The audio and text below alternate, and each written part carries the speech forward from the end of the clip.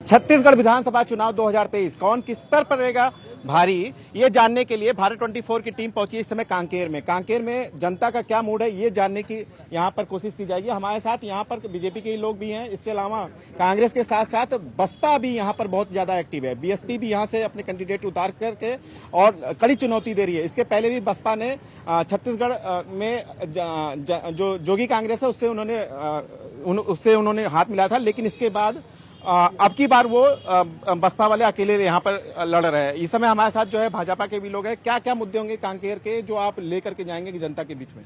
देखिए, सबसे पहला तो इनके 2 सिटिंग एमएलए की टिकट कटना, तो उससे सीधा प्रदर्शित होता है कि कहीं ना कहीं भ्रष्टाचार कांकेर जिले में बृहद पैमाने पर हुआ है।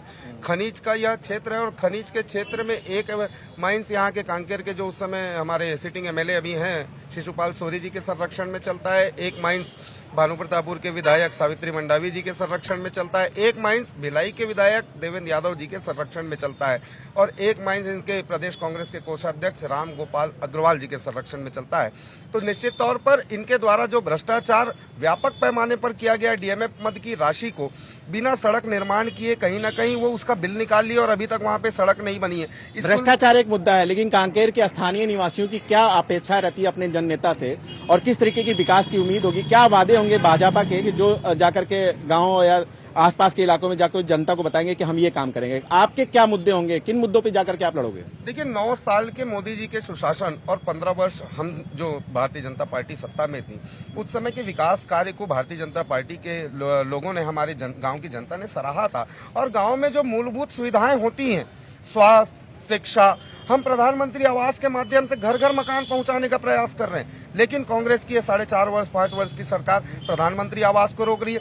150 करोड़ का उद्घाटन माननीय मुख्यमंत्री जी करते हैं और 150 करोड़ के उद्घाटन में रहता क्या है? नल जल योजना जो प्रधानमंत्री माननीय मोदी जी ने भेजा है।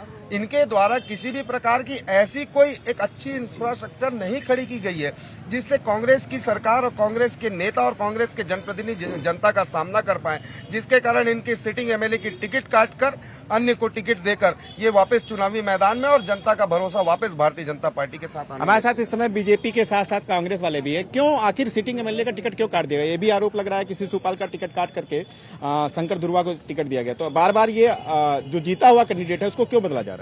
देखिए, ये कांग्रेस के संगठन का आंतरिक मामला है और पिछली बार शंकर ध्रुवा जो विधायक थे उनकी टिकट काट दी गई थी। फिर वो लगातार 5 साल पार्टी से जुड़े रहे, पार्टी के हर कार्यक्रम में आते जाते रहे हैं और आज शिशुपाल जी की टिकट कट गई है तो वो भी पार्टी के कार्यक्रमों में बढ़ चढ़कर हिस्सा ले रहे हैं और पार्टी उनका उपयोग दूसरे कामों में करेगी, दूसरे और भी जिम्मेदारी। नाराजगी भी तो दिख रही है। ऐसा तो नहीं है कि सिटिंग एमएलए अगर जिसका टिकट काट दिया जाता है, जो यहाँ पर 5 साल से विधायक हैं, तो कुछ ना कुछ तो नाराज होंगे। ऐसा तो नहीं है कि नाराज नहीं होंगे। बिल्कुल ऐसा नहीं है। 2000 करोड़ रुपए का विकास कार्य हमने किया है और उस विकास कार्यों को लेकर हम जनता तक जा रहे हैं और निश्चित रूप से 15 साल का इतिहास उठा के देखिए, न सड़कें थी, न पानी था, न बिजली था, न स्वास्थ्य, शिक्षा, सारी चीजें चरमरा गई थी।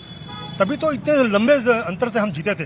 इन्हीं सड़कों से भाई साहब हम भी होकर के आ रहे हैं। सड़कें तो आज भी जो है इस समय हालात बहुत खराब है। सड़कें तो आज भी नहीं बनी है। टेंडर हो गए हैं, काम चल रहा है। आप जाके देख लीजिए विकास कार्य। ये सड़कें पूरे गड्ढे थे बीच शहर में, अभी इतनी शानदार सड़क हो गई है, बिल्कुल एक गड्ढा नहीं मिलेगा आपको यहाँ पर। आगे जो चौड़ीकरण हो रहा है वहाँ थोड़े बहुत आपको मिल सकते हैं, वो भी कंप्लीट हो जाएंगे तो बहुत अच्छा रोड हो जाएगा। कांग्रेस के क्या अपने मुद्दे होंगे? क्योंकि ये 5 साल का जो विकास किया है वो मुद्दा वो दिखा करके जनता के बीच में जाएंगे कि आने वाले 5 साल में अगर वो जीतेंगे तो क्या मुद्दे बताएंगे कि क्या करेंगे? निश्चित रूप से हमने जो विकास कार्य किए हैं स्वास्थ्य शिक्षा को लेकर, हम उसको उससे और बेहतर और क्या कर सकते हैं, इससे पार्टी काम करेगी और उसको लेकर हम जनता के बीच जाएंगे। हमारे साथ इस समय बीएसपी के भी लोग हैं, बहुजन समाजवादी पार्टी के भी जो लोग हैं वो भी है। बहुजन समाजवादी पार्टी ने जोगी कांग्रेस से पिछली बार जो है हाथ मिलाया था, आपकी बार क्यों नहीं हाथ मिलाया? आखिर क्या वजह थी? एक्चुअली ये आंतरिक मामला है हमारे बहुजन समाज पार्टी का और अभी इस बार जो है गोंडवाना गणतंत्र पार्टी के साथ मध्य प्रदेश तथा छत्तीसगढ़ में हमने गठबंधन किया है और कांकेर में गोंडवाना गणतंत्र को सीट मिली है जिसमें हेमलाल मरकाम जी काफी अच्छे से यहाँ पे जीत रहे हैं सर्वे से। क्या मुद्दे होंगे बहुजन समाजवादी पार्टी के? क्योंकि यहाँ पे 15 साल तो बीजेपी रही है और 5 साल कांग्रेस रही है और उनके मुद्दे क्या, पूरे लोगों का विकास दिख ही रहा है। यहाँ पे रास्ते में गड्ढे दिख रहे हैं और निश्चित तौर पर यहाँ का कोई विकास हुआ नहीं। आज वैसे कि तैसे कांकेर पड़ा हुआ है।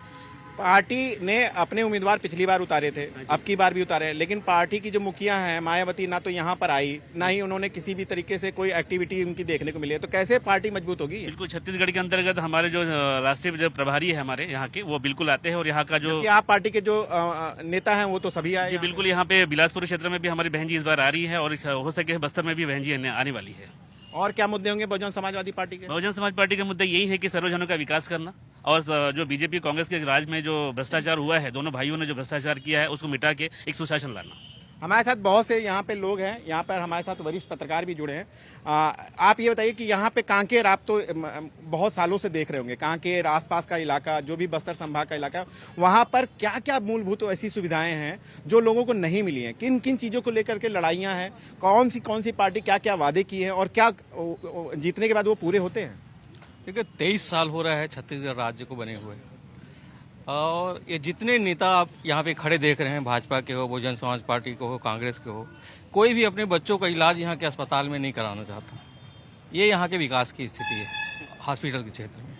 ऐसी मूलभूत चीज़ों को लेके तो किसी भी पार्टी का कभी ध्यान रहा नहीं।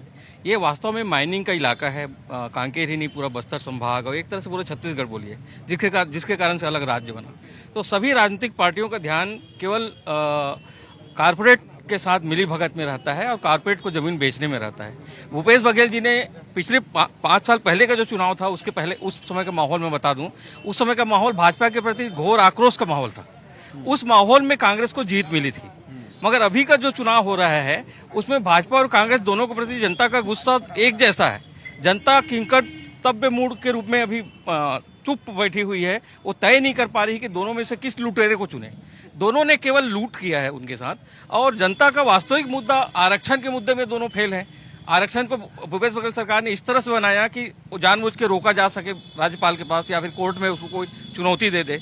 तो आरक्षण को लेके यहाँ के असली जो मुद्दा है, यहाँ के मूल निवासी आदिवासी जो हैं उनका मुद्दा है। तो आदिवासी अपने से नाराज हैं, इस सरकार से भी, पिछली सरकार से भी। तो उन्होंने एक अपना अलग पार्टी बना के आज प्रत्याशी भी खड़ा करना शुरू कर दिया है। तो उसका भी चुनाव में प्रभाव पड़ेगा। बहुजन समाज पार्टी और आप पार्टी जैसे कुछ नए पार्टी भी आए हैं, उनका भी प्रभाव पड़ेगा। और निश्चित रूप से जनता के वो मुद्दे हैं जिन मुद्दों को चुनाव में होने चाहिए, वो मुद्दे यहाँ से पूरी तरह से गायब है। वो तब तक नहीं आ सकते जब तक जनता के सामने एक तीसरे विकल्प के रूप में कोई सामने ना आए। तो ये जो सोच है लोगों की, यहाँ पर सोच है